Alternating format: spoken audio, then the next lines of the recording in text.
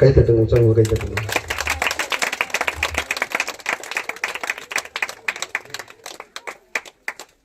இந்த ஊழியத்தின் பாதையில் நிறைய தேவைகள் உண்டு.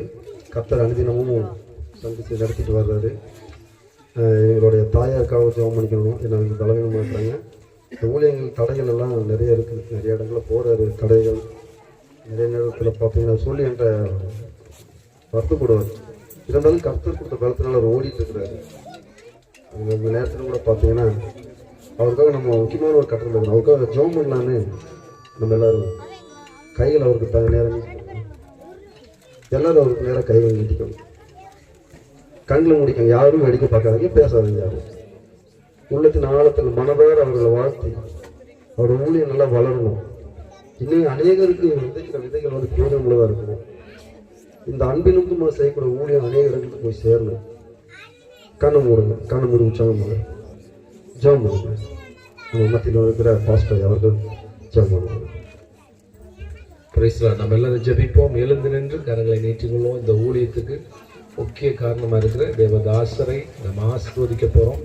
அவருக்கு அவ்வளோ தேவைகள் இருந்தாலும் இந்த ஊழியம் வருஷம் சிறப்பாக செய்யணும். நிறைய கேள்விப்பட்டோம், ஆனால் இன்னைக்கு கண்ணாறு கண்டிருக்கிறோம்.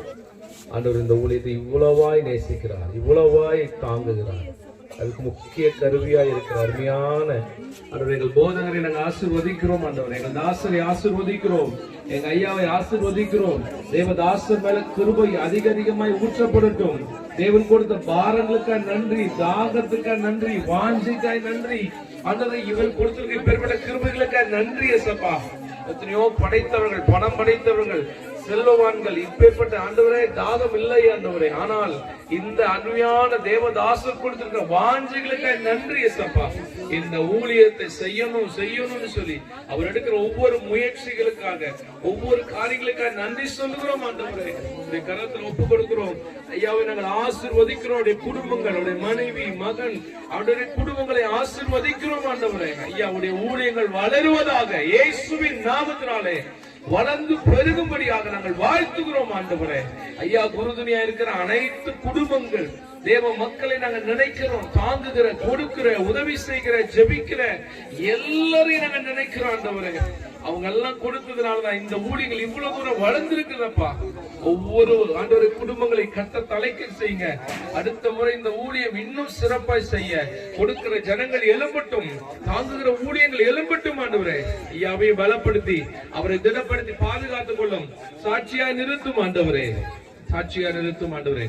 சரீரத்தில் எத்தனை பலவீனம் இருந்தாலும் கர்த்ததாமே அவரை பலப்படுத்தி வந்த தயவுக்காக நன்றி சொல்லி நாங்கள் வாழ்த்துகிறோம், ஆசீர்வதிக்கிறோம்.